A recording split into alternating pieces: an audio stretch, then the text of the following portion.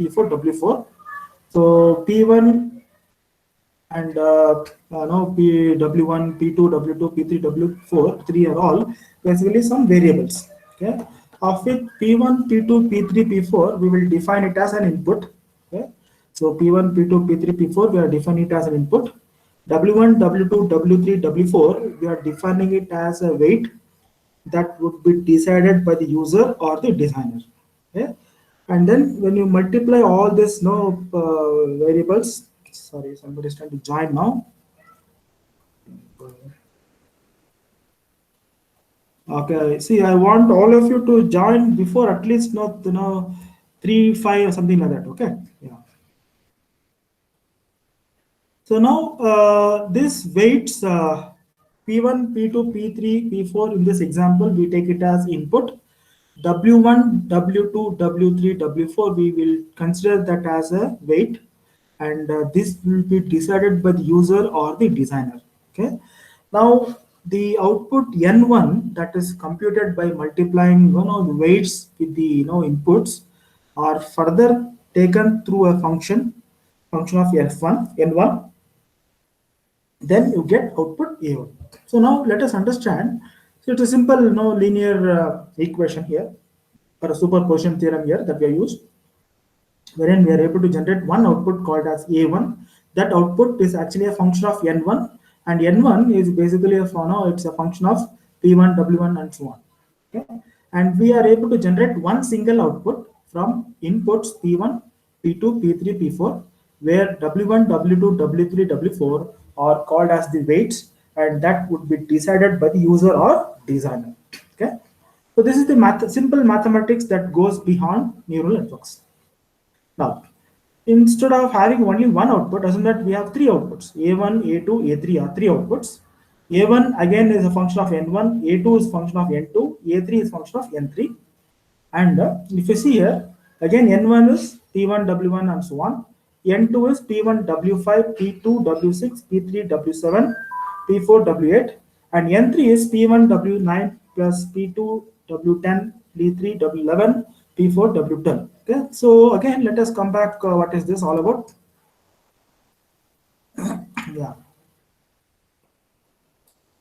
So here we are able to have three outputs, A1, A2, A3, and all the three outputs are generated from the same input called P1, P2, P3, P4. But what is the difference is, instead of using W1, W2, W3, W4, we are using W5, W6, W7, W8 as weights for A2, and W9, W10, W11, W12 as weights for A3. Okay, so this is the only difference what you find in this simple example. Okay, so now by understanding this simple mathematical activity here, we can call this as the basics of neural networks. We will see what is this all about. Suppose you have an input P1, P2, P3, P4 coming from some sources, and then you want to generate an output equal to N1. So let us take the equation here. Now suppose if P1 is very significant parameter, P2 is very significant parameter, P3 and P4 are not very significant, okay, because no, they are inputs coming from some other sources. So what we can do is I can set W1, W2 as a value, weight which would be greater than 1. Suppose if I take P1 as my very significant input vector or input parameter, P2 is another significant input parameter. I will set W1 equal to 10, W2 equal to 20, and I will make W3 equal to 0.1 and W4 equal to 0.1. So what happens now when you multiply 0.1 with this P4, this will almost become 0. Okay, it will be almost very small quantity. And only P1 and P2 are basically amplified because W1 is 10 and W2 is equal to 20, and then they are given to N1. So what happens, you can decide which parameter, whether P1, P2, P3, P4 out of this, which parameter you want to suppress, which parameter you want to retain, which parameter you want to amplify. Those decisions are taken depending upon the weights available, and we call this as weight matrix. Okay. Similarly, in this case, suppose you are trying to derive N1, N2, N3, three different set of parameters from the same input. So what I can do, I can now tell is I'll make W1 equal to 10, W2, W3, W4, I'll make it as 0.01, 0.01, 0.01. So what happens when you perform multiplication, whatever is available in P1 will be taken to N1, and when you pass it through a function, it will again go to A1. In N2, what we are going to do is again P1, P2, P3, P4 are taken, but instead what we will do is the weight W5, W6 we will make it as 0.1, 0.1, W7 will make it as 10, and W8 will make it as 0.1. So what happens? Whatever is this data available from P3 will be given to N2. So you can now decide which one to suppress, which one to retain, which one to attenuate, and which one to amplify. Okay. Similarly, in the third expression, same inputs P1, P2, P3, P4, but you decide what weights you want to basically provide here, so that you'll be able to retain the information of the input and store it as N3. So this is a simple mathematical operation that basically goes into the concepts of neural networks. Now let us take a simple scenario here. Okay, so here I am talking about a small analogy with regarding to neural networks. Okay? The concept that we discussed in the previous slide. Assume that you have gone to a tourist place. For example, it could be Ranganattitu. Okay, that is in Srirangapatna, and in that place we have experienced the following. Okay, you find a lot of birds catching fish or hunting fishes from the water. So we will take that as one of the input called P1. Then you also see the fish which are going in the water. Again, they are also hunting for food, because you start throwing some eatables, the fish will keep moving around there. So that is again an input called P2. So you are now able to find out, okay, birds catching fish or hunting fishes as is an input P1, and now your fish in the water is again P2. You also see there are monkeys sitting in the tree. Again, that is another input called P3. Then you also see crocodiles in the water at a very far place. So that is again P4. So now when you go to a tourist spot, you are able to see P1, P2, P3, P4 as the inputs. And then you also see that there are street vendors selling eatables. So what we can now do is we will define a expression called N1. And in that N1, what we make is we make N1 equal to P1 into 10. Because bird, you are trying to see a bird catching the fishes there. It's something very unique. Okay, and you may find that only in such places. So you are given a weight as 10. Similarly, you see that there are a lot of fishes, a lot of big fishes in the water. Again, that is also you are given a weight of 20. So you are trying to take P1, multiplying it by 10. You're taking P2, multiplying it by 20. Then you see that monkeys are sitting on the tree. You find that okay, monkeys are there everywhere. So you don't give any significance to that, and you are multiplying P3 by 5. Then P4, you're multiplying that by 40, because crocodiles are very rare in even tourist places. So you're giving a very high weight for that, and you're telling that yes, you're multiplying by 40. Then street vendors are available everywhere. So it is not only in Sri Lanka, it may be anywhere. So you're giving a weight of 1. Then when you multiply all these things, after multiplication, you're able to add all of them into a adder. And then there is one more very important factor. Then you try to have a small amount of bias, and then pass it through a function, and then assume that you are able to compute some output X. Okay. So when you come across this output X, that indicates that that is the kind of memory that was generated in you whenever you try to go to that Srirangapatna tourist spot. So whenever you come across a factor called X, or whenever you tell that okay, Srirangapatna, you remember now P1, P2, you remember P4, you remember other things. Hello. Okay. Yeah. Somebody is unmuted. Okay. So P1, P2, P3, P4, out of all this input parameters, since we have given weight as 10, 20, 40, only those parameters are retained and they are stored, and then that will be recorded as a memory. So whenever you again come across or somewhere start reading Ranganittu or Srirangapatna, you now recognize that yes, okay, I know that there is a fish there, there's a bird there, there was a crocodile there. You start remembering those things. So this is what is the basic mathematical activity that is the part of the concept of neural network. So remember, let me repeat it once again. P1, P2, P3, P4, P5 are the inputs, and you multiply with certain weights, and you add all of them, and then you pass it through a simple function, and you now have some memory in your mind, and that memory tells you that it is basically your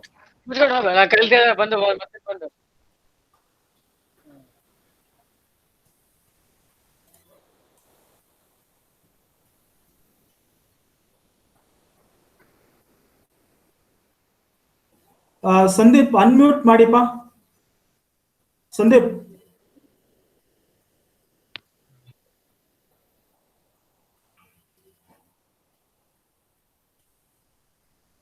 Yeah. Okay. Now let us take another scenario here. Okay. Now assume that you again go to a temple. There you find that no, in a temple you again find no a lot of fishes there in the no tank or the lake or the water there. Then you also find lot of no birds no in the tank. Then you also find there is lot of no monkeys in the temple. Then there are no crocodiles, but no there is lot of street vendors. Again you try to know record it and you say that okay, if at all I go to this temple, you now have in memory stating that there are a lot of fishes in the tank, then there are no lot of no birds also in the tank, then no sorry birds in the vicinity of the tank, then you find that there are monkeys as well, but there are no crocodiles, but there are a lot of street vendors. So this is how you try to start no remembering the tourist places. Okay, yeah.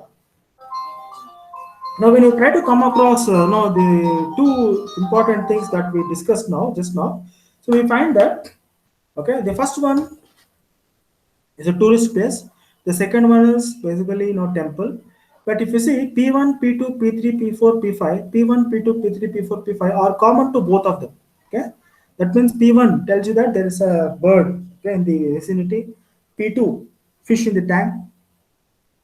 P3 monkey. So similarly, you find that there are all these three in the second setup also.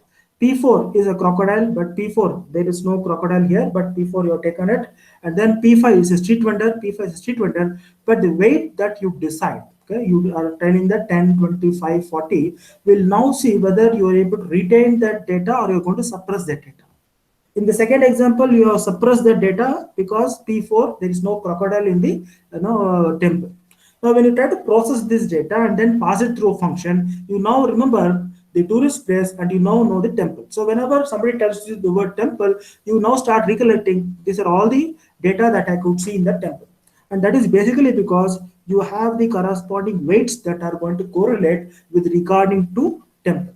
Similarly, for a tourist place, you find that okay, these are all the inputs and the corresponding weights will basically ensure that it is significant or insignificant.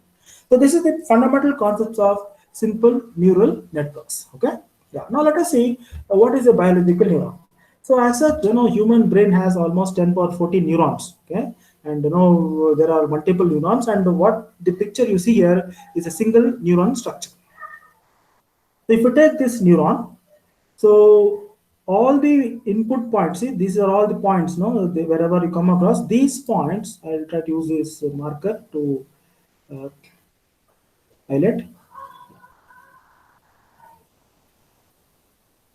Yeah. So now these input points, whatever you come across here, okay, we call them as dendrites. So there are multiple dendrites. So we usually call these dendrites as the input points or sensors. Okay.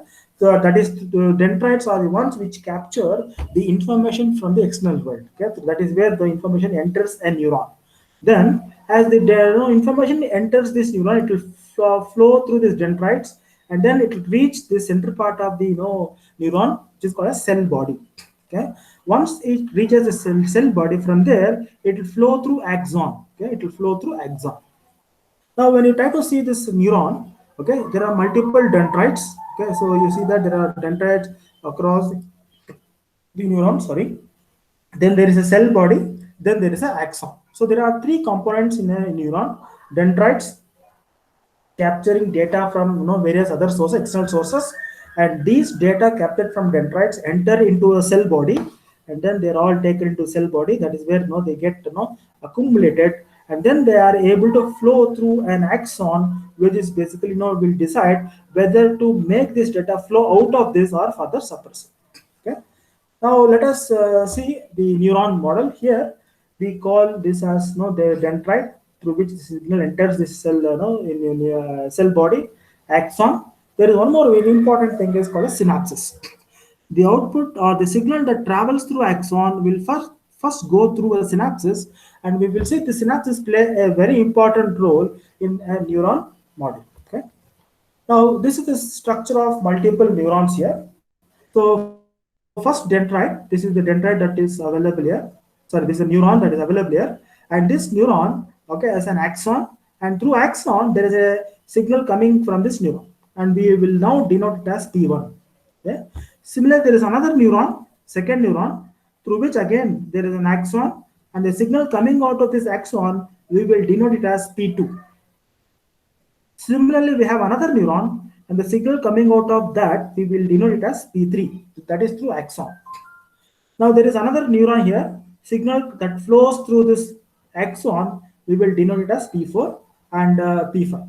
Now, before this signal P1, P2, P3, P4, P5 goes to the next neuron cell, you find that there is a synaptic wait, or we call it as synapses. So this input from the axon can go to the next neuron or to the next cell body of the neuron only if it flows through this synapses. Okay, and this P2 also will flow through the synapses. Okay, only then it can reach this next cell body. P3 will also flow through the synapses and it can reach the next cell body. Similarly, P4 will also flow through this and so on. So what happens?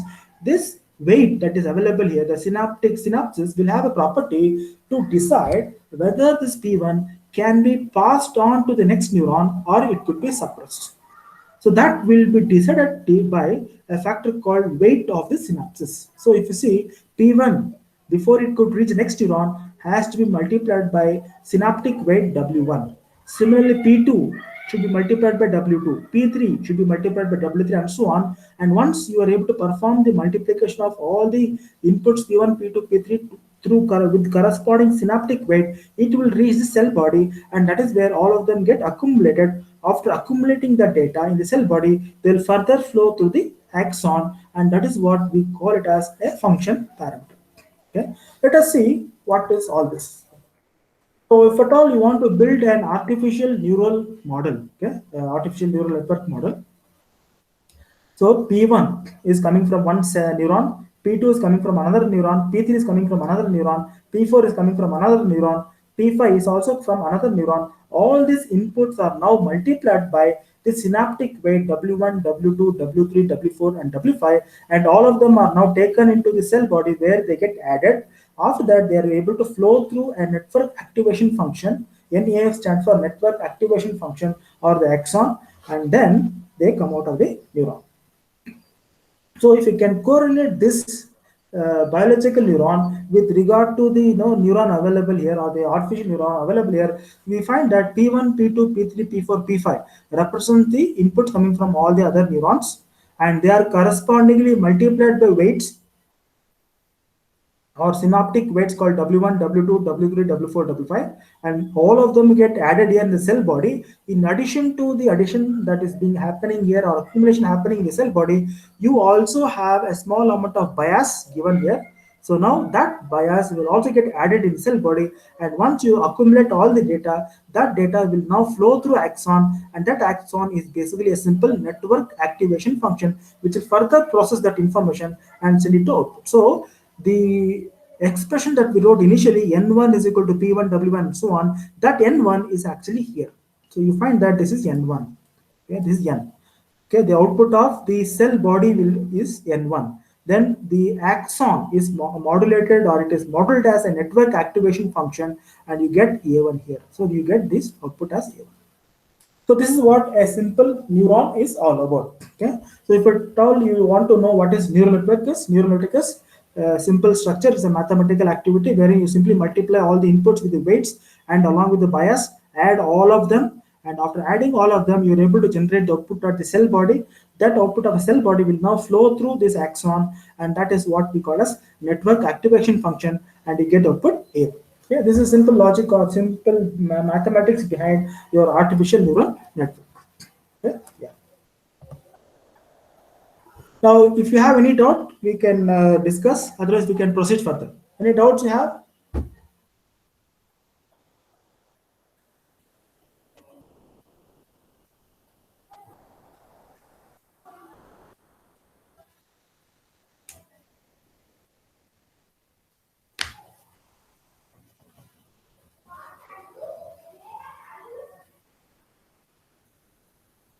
Okay, I've followed this, students. ಎಲ್ಲ ಮಲ್ಕೊಂಡ್ಬಿಟ್ಟಿದ್ದೀರಪ್ಪ. Hello.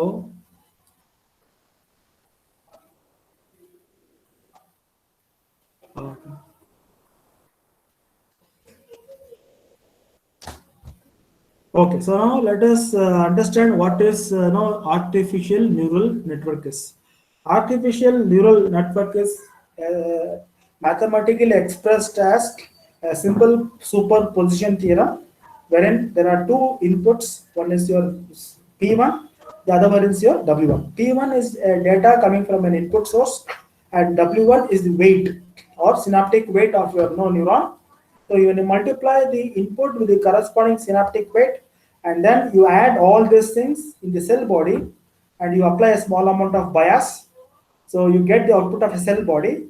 That output of a cell body will now be given to a network function called the axon, okay, wherein you decide further whether you want to process the data or you want to just send the data as it is. And combination of all these things is what we call it as a simple neural network. So this is the mathematical expression behind your artificial neural network is all about.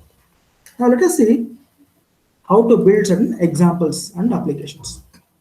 So this is another example here wherein you are trying to take an input of minus 0.06, input of minus 0.25, input of 1.5, and you are multiplying with W1, W2, W3, and after adding all of them, you are passing it through a network activation function or NAF called FFX. Here it is basically 1 by 1 plus e power minus x. So your x is the addition of all the things, and your FFX is the output what you get here. Okay. So this function f of x is almost like it's a log, or it could be like a tangential function. And if you see from minus 4 to plus 4, it is almost varying. Okay, but after 4 and less than minus 4, it becomes saturated. Okay, so this is one of the functions that are used in your neural networks. So you multiply with the weight, and then so. Now, if you try to see here, this is basically instead of only one neuron, there are multiple neurons. Okay, so if you see here, let us understand there are inputs like x1 to xn. So instead of p1 to pn, we are taking it as x1 to xn. All these inputs, whatever you have, okay, will be now taken. See, this input x1 goes to this neuron, x2 goes to this neuron, x3 also goes to this neuron. Like that, all the inputs are now taken into this neuron, okay, and then at this point, they get multiplied. They get multiplied by the weights, corresponding weights, and then they get added here.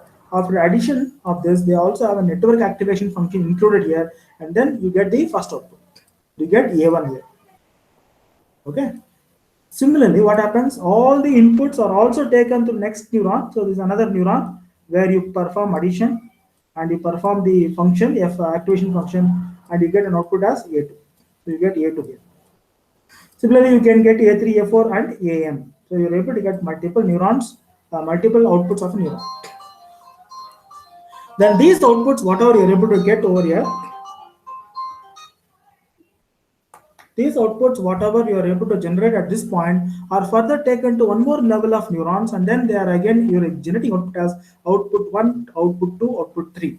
So now these inputs, whatever is available here, we call them as input layer, and the neurons that are available here, we call it as hidden layer, and the neurons that are available here, we call it as output layer.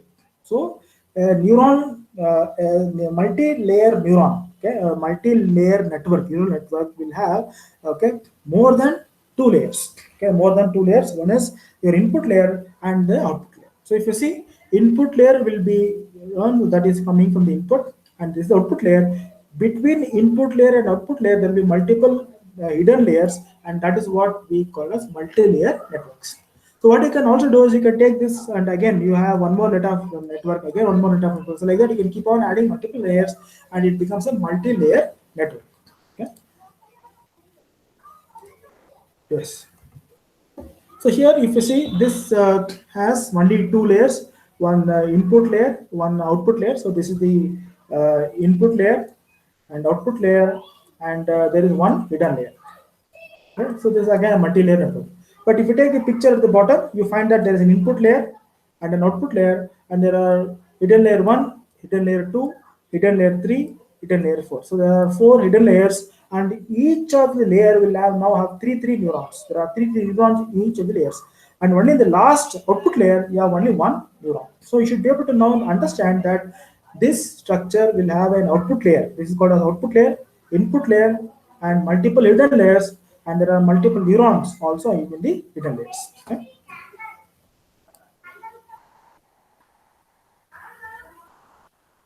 Okay. So this is the another way of representing your neural networks. Okay. Now these activation functions can be a sigmoid activation function. Right. So this sigmoid activation, the activation function refers to the function that is here. So talking about this activation function or the functionality of an axon. Okay, the functionality of an axon is called as the network activation function. There are multiple types of network activation function. Of that, the most popular one is basically your sigmoid activation function. So in a sigmoid activation function, let us understand what happens. Okay, your output is basically going to be between 0 and 1. Okay, output will be vary from 0 and 1. Whatever may be your input x that is coming out of a cell body, that when it is processed by a sigmoid function, it cannot go beyond 1 and it will not go less than 0. Okay, and also if you see between this region, okay, that is this region, whatever is your input will be the output because it is linear. But if you take this region here, okay, this region, again the slope is different, it will be non-linear. Again, if you take this region here, this input is now saturated. So what happens if your input is between 4 and 6, output will always be equal to 1. If your input is between 2 and 4, then it is now having an output, but that output is going to be very, very less. You have a very less amount of slope. But if it is between 0 and 2, then it is completely linear. That means whatever is your input will be going to your output. That is what a sigmoid function is all about. Now, this is going to be varying from 0 to 1. That means even if your input is negative, okay, if your input is negative, output will always be positive, and that is what happens in a sigmoid function. Okay. Now there is another function called tangent, okay, or tangential function. In tangential function, you find that okay, your input is going to vary from -6 to +6, but output will be remaining from -1 to +1. So if you see, this is going to remain constant till 2, and from 2 to 1, maybe somewhere here, okay, it is going to be non-linear, and then from here to here, it is going to be completely linear, and again it is going to be non-linear, and then it is again going to get saturated. But only difference is it will have both +1 and -1. This is another function called tangent function, okay, which is used as a network activation function. Then we have another function called ReLU, that is real valued number. Okay.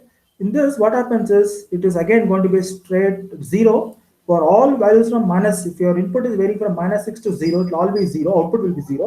But if it is from 0 to 6, it will completely be linear. That means input will be equal to output. So now using these three activation functions, you can now build multiple neurons. Suppose if I use ReLU function, we call the network as linear network because it is having linear activity here. If I use sigmoid or if I use tangent function, the network that we design, we call it as non-linear function. Okay? Yes. Now let us see what is the role of neural network in image processing. Okay. So here we have taken multiple characters like this 0, 1, 0. So 0 is written in multiple ways. I can write 0 here, 0 like this, or I can make 0 like this. Similarly, 1, okay, 2, 3, 4, 5, 6. So all of them are written in multiple patterns.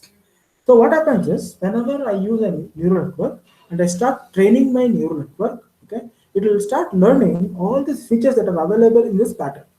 Then suppose I am able to once to take my network and train my network using all these patterns, and then I write once it is trained, again assume that I write another pattern like this. So maybe this is another kind of 9. I try to write like this.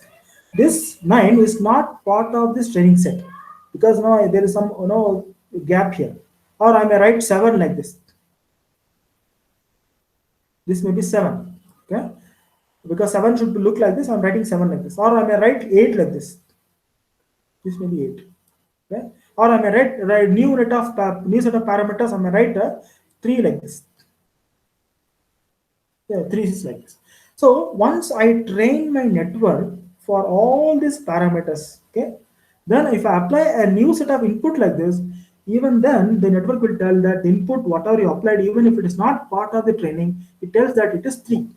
This input will be recognized as 8. This input will be recognized as 7. This input will be recognized as 9. So what happens, even if there are noise available in the input, once the network is trained, you are able to easily classify, easily tell that parameter, that feature, because it has certain basic features.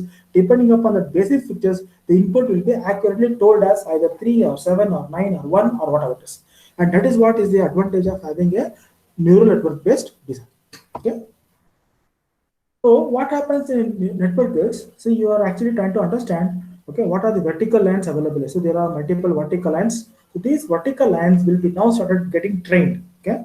Similarly, you may come across horizontal lines. Again, network will start learning that in a letter called 7, in a word, in your number called 7, 2, and 0, okay, and 4, there are multiple horizontal lines. Okay. And for example, in the letter or word, sorry, in the numeral 4 and 9, 7, and 1, there are multiple vertical lines. So it will start learning this. Then circles are present in 9, in 6, in 8, in 2, and in 0. Again, these features will be learned by the network so that they remember these features, and then they will be able to tell that yes, okay, this letter or this word or this number is equal to 2 or 3 or 4. Okay, like I told you there, suppose if I told Rangan Tito, you remember that there's a fish in the pond, there's a bird in the field, there's a crocodile, there is a monkey, there is a small vendor shop. Similarly, if I tell once the network gets trained, okay, the neural network gets trained. Suppose if I give an input called 2, and that input, the network will now recognize that yes, this word 2, this letter 2 or this number 2 has a vertical line, it has a horizontal line, it has a circle, and it has certain curves. So it start remembering that. And if I produce 7, and if I give it 7 to that network, it will tell that okay, this has a vertical line and it has a horizontal line. So that's how you start getting the network trained so that it will start classifying multiple objects or multiple figures. Okay. You start making the network work, and accordingly you start building the network. Okay. So now there is another concept called deep learning. What is the meaning of deep learning? Okay, and this is very important for us. So let us see what is the meaning of this deep learning.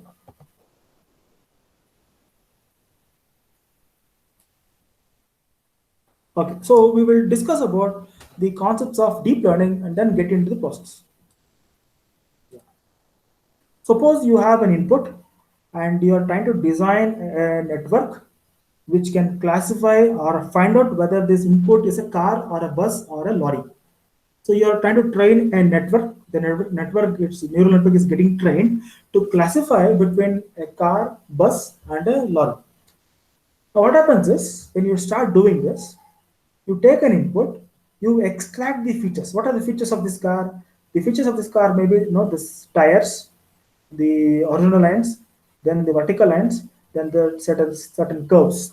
Okay, these are the features of this car. If you try to put a bus, again it will have its own set of features, or you put a lorry, it will have its own set of features.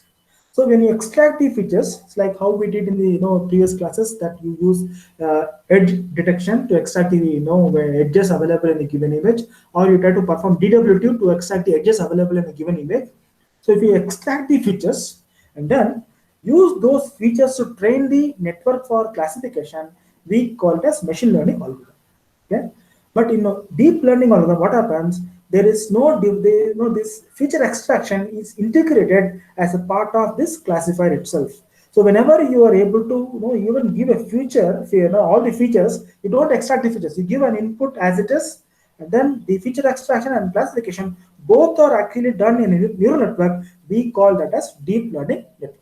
Okay? So this is the only difference that we have to understand at this point of time before we could get into the concept of neural networks, and you should know how it is different from deep learning networks. In deep learning network, what happens? Feature extraction is not done separately. It is actually integrated with regarding to classification. Or classification is nothing but your neural network. If you can integrate neural network with feature classifier, combining all of them, we call it as deep learning algorithms. In machine learning, okay, or in neural network, you have feature extraction separate, classification separate. So if you try to split both of them separately, we call it as machine learning algorithm. Okay, now let us see how to perform the how to work with the simple neural network and develop a classifier algorithm. Okay, so let us go back to MATLAB and start discussing these aspects. So before that, have you any queries now? Have you understood what is neural network and what is deep neural networks?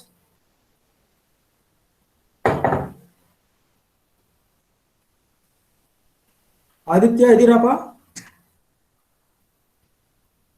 Aditya, are you online? Yes, sir. Yeah, tell me, Aditya, what is uh, the expression for neural network, mathematical representation of neural network? Input into the weight, sir, Ah, and input. some of the different inputs and weights will give you, Then one more term is there. One more term. What is that? and then the function of that input. Yeah. Before that, one more is there. There is one more term. After multiplying all the weights with the input, there is one more term to be added down. Yeah, and the bias. Bias, yes, bias, right? Then all of them you take it into a function, you try to get the output. Okay. Yes. Yes. Now Bhumika is there online. Bhumika.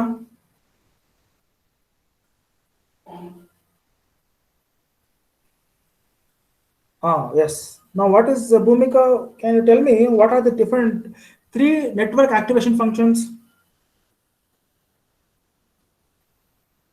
Three kinds of network activation functions.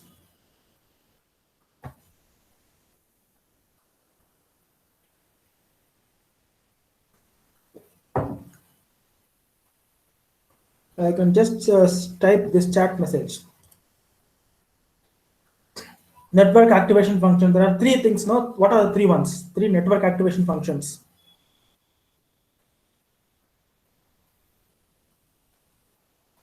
Anybody else? Andrew Prince. Yes, one function is sigmoid function, Very then good. hyperbolic tan function, and Okay. tan edge function, and ReLU function. ReLU function. Okay. Now if you see sigmoid is from 0 to 1. Hyperbolic tangent is from -1 to 1. And your ReLU is from 0 to n. Okay. Yeah. Now, anybody else, can you tell me difference between machine learning and deep learning? Sumit Chaugala.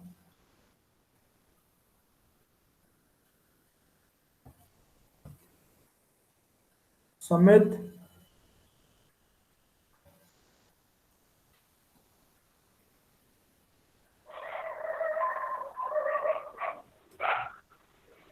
Sumit, can you tell me difference between machine learning and deep machine learning?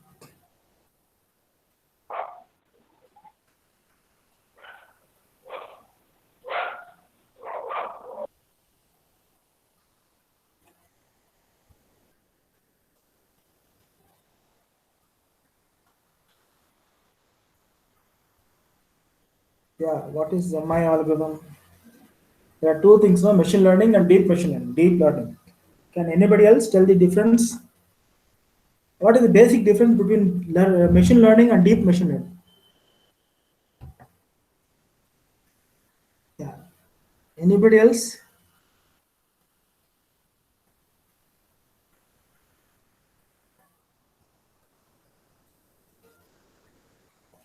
Priya Vegas.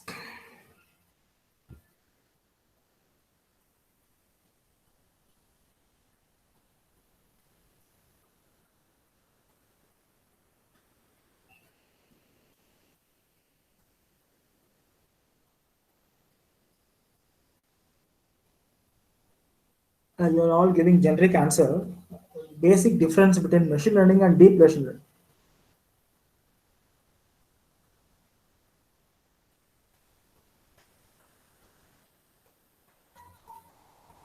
Okay, that is the answer what I expect. Okay, I think Shalini. Huh? Yeah. See, if you extract the features using image processing algorithms, for example, if we are trying to process an image and you're extracting the features using any of the image processing algorithms, like it could be DWT, it could be that is again a generic answer. Deep learning has multiple layers. It's again a generic answer. Okay. So the basic, no, the primary difference between machine learning and deep learning is feature extraction is integrated with neural network classification. Okay. If we can integrate feature extraction with neural network classification, we call that as deep learning. If you extract the features and train your network only to classify those features separately, we call it as machine learning. Okay? So this is what is the basic difference between deep learning and machine learning. See, I want all of you to be awake and now don't sleep, because now we are trying to discuss a simple MATLAB program now. Okay, so we are not going to talk about deep learning because that is not part of this course. We are going to see what is machine learning and try to build some simple machine learning algorithms for classification of images in our work. Okay, yeah. So let us now go to the task. The task for today is, yeah.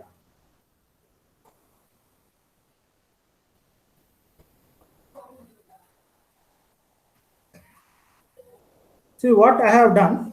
I have written a small picture here. This picture represents an apple. So I have drawn this apple in paint. Okay, I call this as apple. Okay. Now you can draw a different kind of an apple also. And then I have taken one more apple. This is another kind of an apple. Okay, so this is what I could draw. So you can also have your own set of apples, because this is for us to learn. So I hope you can draw apple in your paint. Okay. Okay. So you can do that. Then I have drawn orange. This is an orange. So I'm calling this as orange, and this is another orange. Okay. So two kinds of orange I have drawn. So now the task is, see, let me repeat, I'll tell you. I've taken apple, two images of apple, okay, then two images of orange. Okay, there are two images of apple, two images of orange. Now I want to build a simple neural network model which can be used to train the network. Okay, let us see how to train the network, which could be classifying the apple as apple, orange as orange. Okay, so let us build that network now. So and this entire thing I'm able to put it in my single folder. So let us now write the program. Yeah.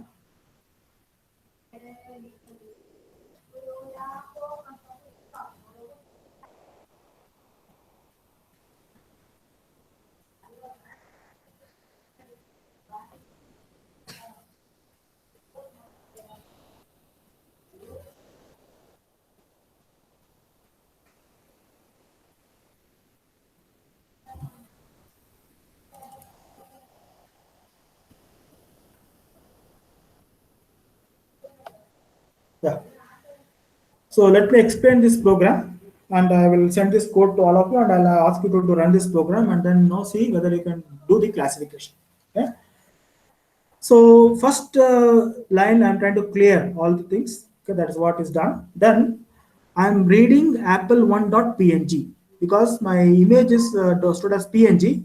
So I'm reading it as apple1.png and apple2.png, orange1.png, orange2.png, and all of them are stored in a variable called imdata1, imdata2, imdata3, imdata4. Then what we will do is, let us see how to plot all these images. So I'm taking opening a figure 1, subplot 2 comma 1 comma 1.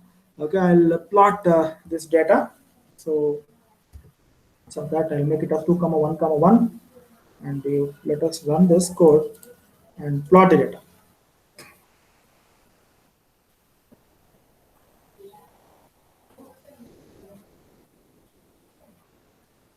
So we are trying to write a simple program which using neural network, which can help us in classification of images. So I want to tell this as orange, this as apple. Okay. So for that, see, this is a simple program that we are trying to run.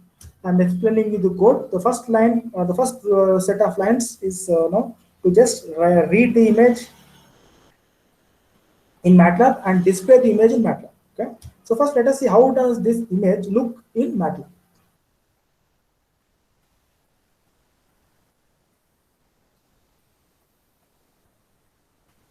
So this is the image that we have taken. This is your Apple image. Okay, so we are able to now see that image now. Further, I can run this code. Okay, after this. So 4 comma 1 comma 2, and I'll show image data 2. I'm using the same figure. So apple 1, apple 2. Okay, then I'll take one more subplot. Then we'll put another two images there. So 3 and 4. And there will display image data 3, image data 4. So that means we are trying to display all the four images and see how will the image look in MATLAB. So these are the four images that we are supposed to classify using neural network algorithm. Now what we do is, uh, the program that is written now is a simple program. So instead of working on color image, I'm trying to now work on grayscale image. So what I will do, what we are trying to do is we are trying to convert the data from RGB to gray using this function called RGB to gray. So we are able to do all the conversion. This is the conversion that we have done. So,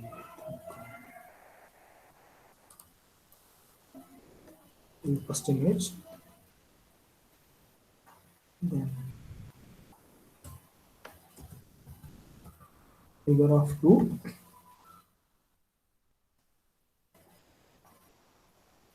There we will try to put this all the grayscale images.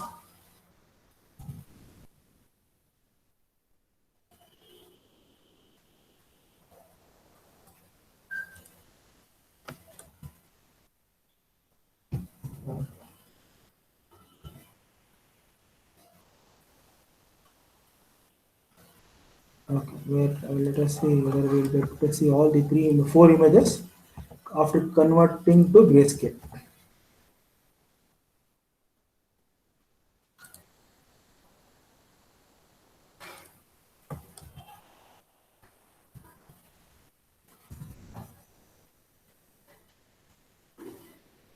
So now we have, this is the input image that we have, and this is the converted grayscale image that we have.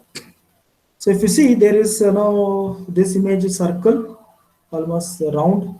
This is not very round. It is appears like parabola, or maybe different kind of a. Yeah. Now let us see how to do the processing. Yeah. So the process is now like this. If at all you want to perform image classification, we have to read the images. So we have done the reading of the images. Okay, wherein we are able to read all the four images, and we are able to read you see the grayscale of that image. Then we are supposed to do a simple process called pre-processing of the image. Pre-processing refers to reducing the size of the image. I'll tell you why we should reduce the size of the image. Okay, so the image that we had, okay, that image. Let us see what will be the size of that image. So if I just type whose, the image I1, I2, I3, I4 are of size 424 cross 674, 424 cross 674. All of them are of the same size. Okay. Now, if you take in an original image, there are 3 frames. Now, we are since we are converting all this from RGB to gray, it has now become a single frame, but size is 424 cross 674. So now the first step in your neural network based in classification is reducing the size of the image. So from 424 cross 674, we're reducing size of the image to 32 cross 32. So that is what is actually done here. So we're reducing size of the image from 424 cross 674 to 32 cross 32, and we are calling it as I1 underscore 1. So let us see what will this image be all about. Okay, so we're trying to run this image, and again resize this image.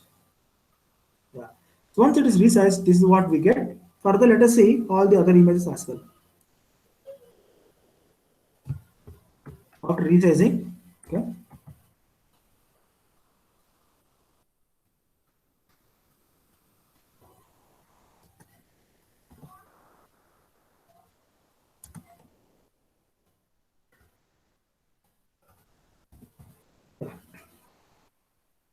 So we'll see all the images once it is resized. So this is the image what we get after resizing it from now 424 cross 674 to 32 cross 32. So this is the resized image that we have. Okay. After resizing the image, okay, what is the next step? According to the process, the next step is once you do some pre-processing. Pre-processing is basically resizing the image from a larger image to a smaller image. You should convert it from 2D to 1D. Converting it from 2D to 1D is the next step of process. Let us see how to do the conversion from 2D to 1D. Okay. So to convert it from 2D to 1D, what is that we do is, so let me illustrate that with a simple example. So here I've taken a 4 cross 4 image. The first row is green color, then black, red, and orange, orange. Then again second row. So when you convert it from 2D to 1D, I'll take the first all the rows and I'll arrange it in a column wise. Again green, black, red, orange. Second row, green, black, red, orange. I'll put it at the bottom. Third row, I'll put it at the bottom. Fourth row, I'll put it at the bottom. So now this becomes a column matrix. Okay. So if you see here, because there are 4 cross 4, now the size of this image will become 16 cross 1. Similarly, I'll take one more image, again same image. Again, if I convert from 2D to 1D, all the blue will come here, blue will come here, blue will come here, blue will come here. Again, white, red, brown, and yellow. So if you take a 4 cross 4 image and if you convert it from 2D to 1D, this will become 16 cross 1. This will also become 16 cross 1. So that is what is basically done in the next step. So in the code that we see here, okay, so to do that conversion from 2D to 1D, okay, so what we do is we define a function called, variable called RR equal to 16 and R equal to 32, okay, because the size of the image is 32. Now there is a function called block to vector, okay. Block to vector, that is a function available here, block to vector. So this is the program available here which will convert from 2D to 1D, block to vector. So this program will now take all the rows, convert them into columns. Okay. Yeah. So now using this function, we will try to convert that image. But when you try to give that parameter, you have to give the input image plus the block size. Since our image is 32 cross 32, I'm using R as 32 cross 32. Okay. So now we will see how that image would look like. After converting it into 1D, okay, you are trying to plot that image as a 1D plot. Okay, so this is what happens here. So you are now taking that resized image and converting it from 2D to 1D, and you are trying to check what will be that image is all.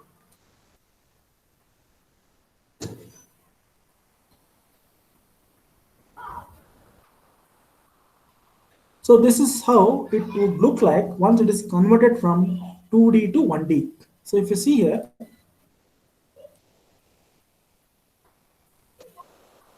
this is the scaled down image. It is scaling to 30 cross 32. So what we are doing is we are taking all the rows, converting them into columns, because there are a large number of white. You find that all of them are having white. As the intensity keeps changing here, you find that there is change in the intensity. Okay, intensity levels. Okay, so you can zoom this.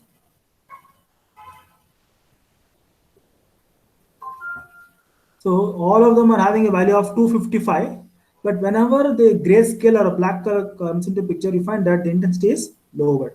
Okay, and this is all the location that you come across where there is no lower intensity available. Okay, yeah. Similarly, you can also see this for apple. This is again for orange. This is again for orange. So this is what happens when you convert from 2D to 1D. Okay, yeah. So now we have 4 sets of images. Let us see what are the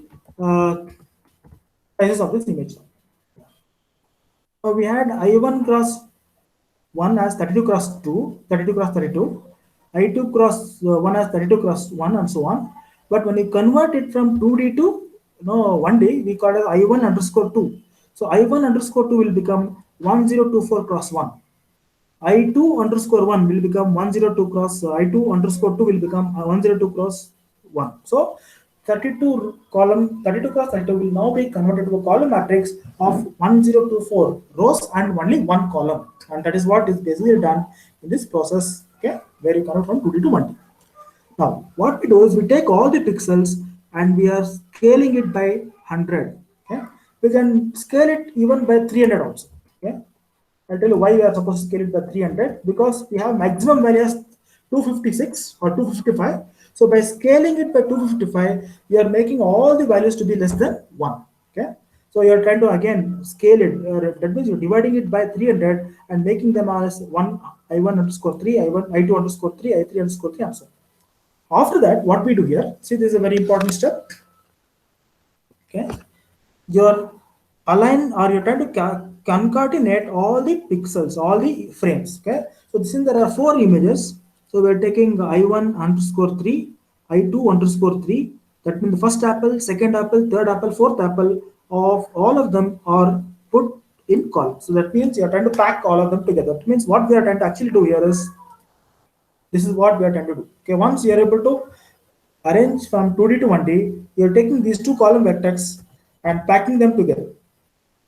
First pack, second pack, third pack. You are repeating the same thing. So that's what is actually being done here in this process. Okay.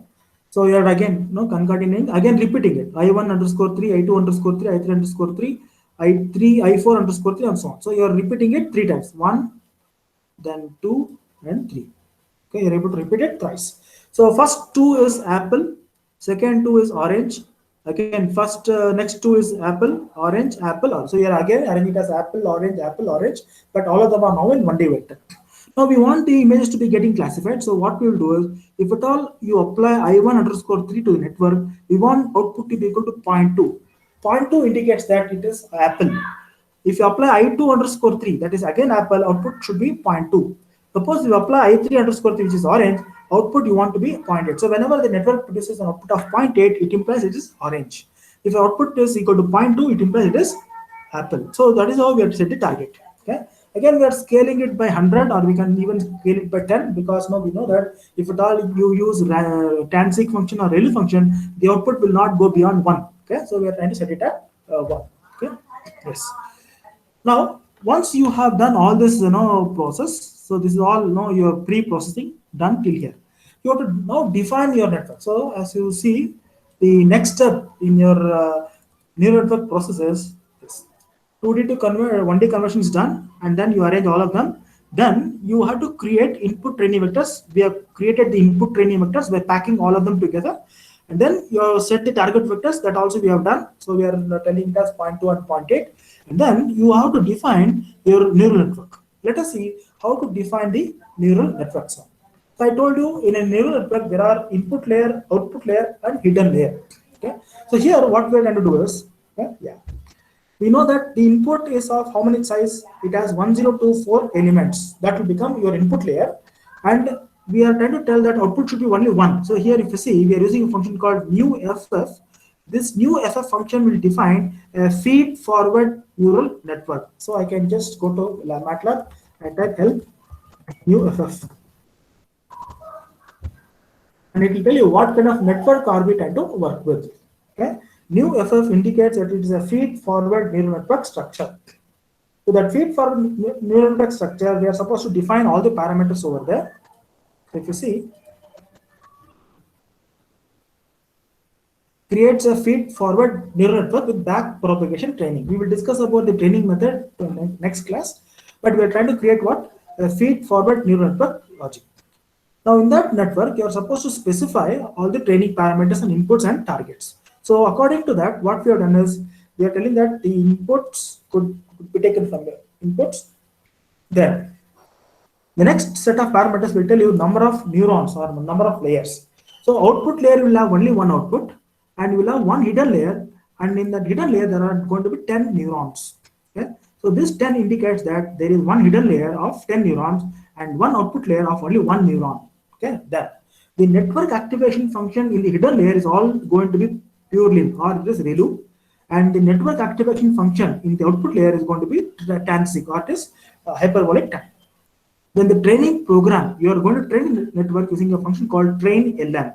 So by setting these parameters, you are able to define a neural network structure, a multi-layer neural network, which is going to have 1024 as the input, 10 neurons in the hidden layer, and 1 neuron in the output layer. Using that, we are supposed to now do the classification.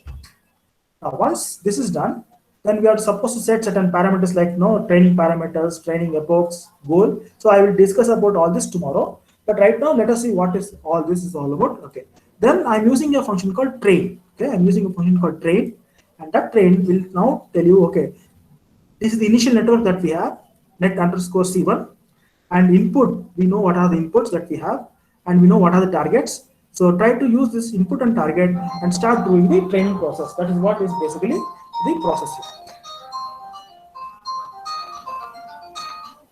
Yeah.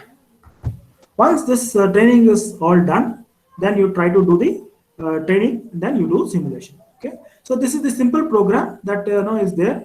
So let me just take a 2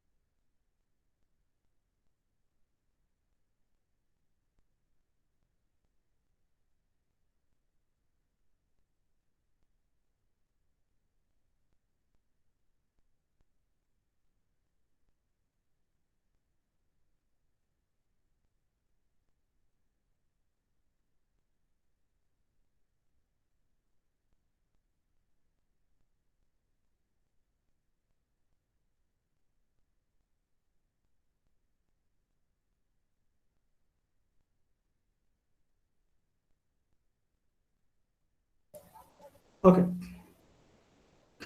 Yeah, so now let us go back to the MATLAB program. So I hope you understood what we are trying to do here. So let me now run this program and see what the result is all about. So we are trying to convert this. I told you about 2D to 1D. After plotting it, we are scaling it by 300 so that all the values are going to be less than 256 or it is going to be less than 1. Then we are arranging all the numbers. Okay, we are trying to arrange all the numbers. Okay, and we are creating a matrix. Then we are setting the target of the network. This is the target that we have set. Yeah. Now, if you see your input, this is your input now. It is having 1024 cross 12. So there are 1024 rows and 12 columns because now we have taken 12 different images which are being repeated. So you're having 12 columns. Similarly, if you take the targets, this is what is the target. Again, it is 1 cross 12, and we know that it is correspondingly we have set. If it is apple, it should point to. If it is orange, it should be pointed. Then once this is set, then we are trying to set the network now.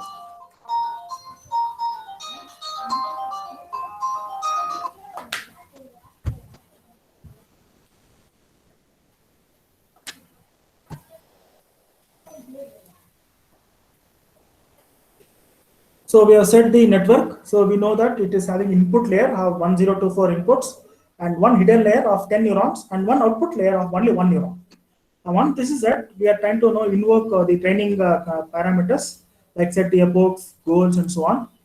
Then you again run it. Then you start training the network. Training. So the network will now start getting trained on the inputs that we have provided. Once the network gets trained, it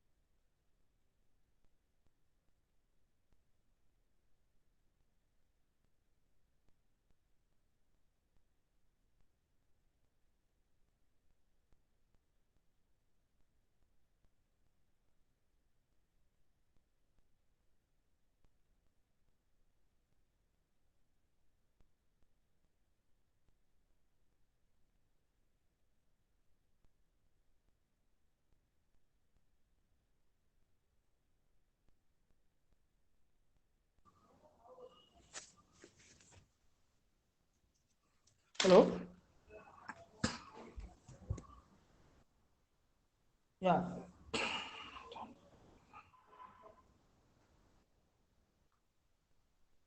So this my computer is having a problem. So are you able to understand the process now? If I give the program, can you run it and show the results?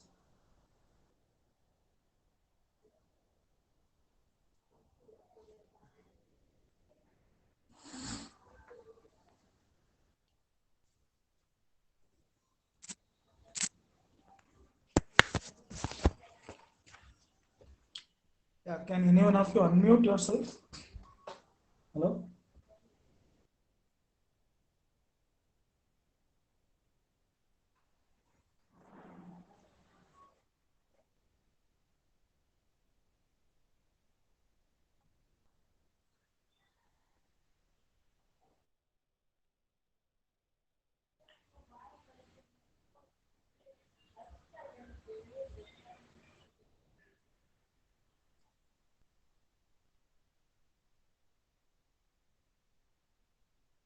Am I audible to you?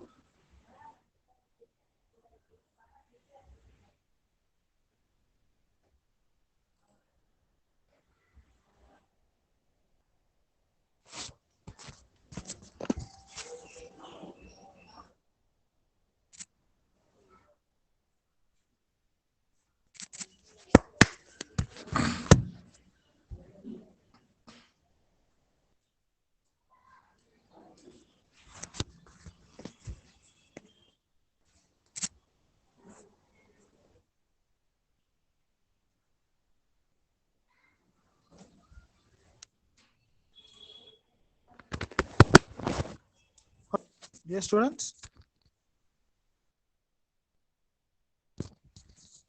Hello? Hello?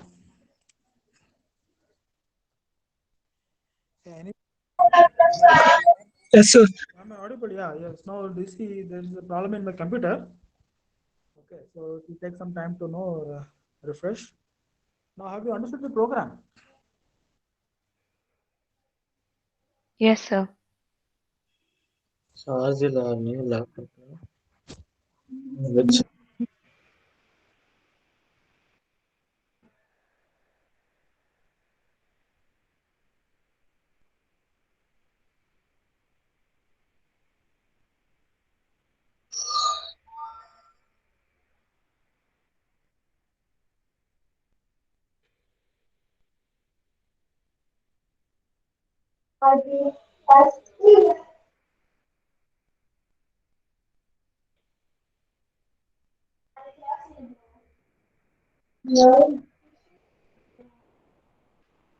ಇದೆ last ನೀವು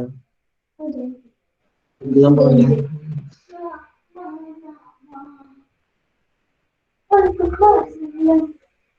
இந்த photo பாருங்க நல்லா இருக்குல்ல please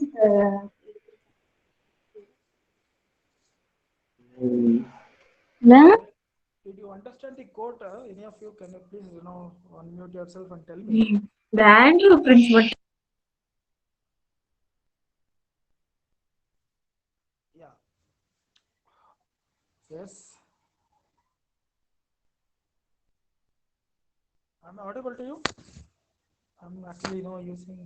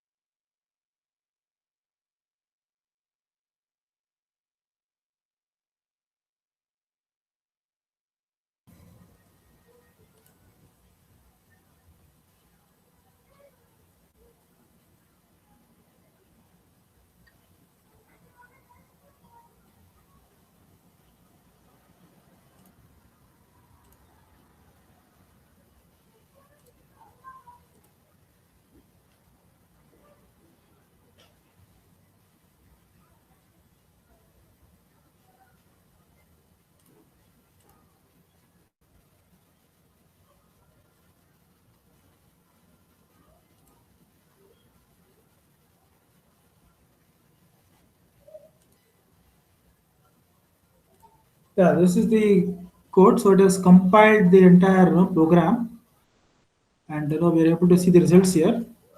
So it also opens up another window, and that is this window. So if you see this window, this is the network that we have trained to classify the image. So the network that we have trained is we have taken input image, reordered that input image from 2D to 1D. So it has 1024 inputs. Then we are able to take it into a two-layer network. I think I'm audible to you.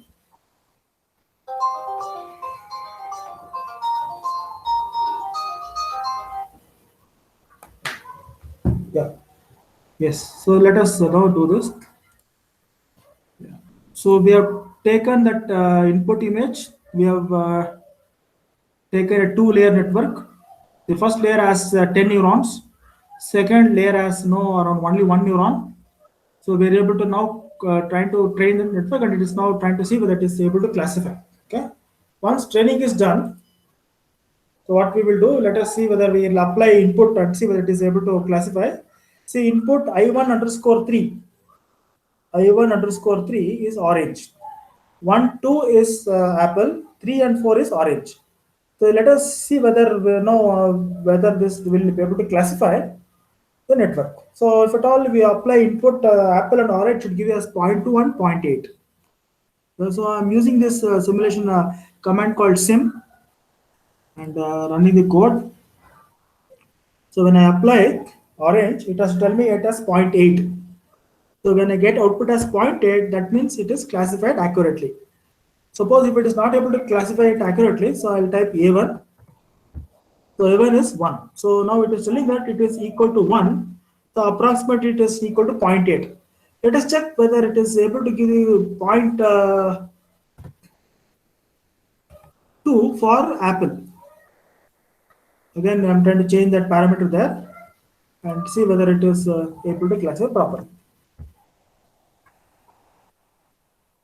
So for A1, it is again telling you some other number. So it is not giving you exactly 0.2. So it is giving you some other data. So now that means it is not able to classify properly for your apple and orange. Okay. Let us check whether it will take 2 and see whether it can classify that.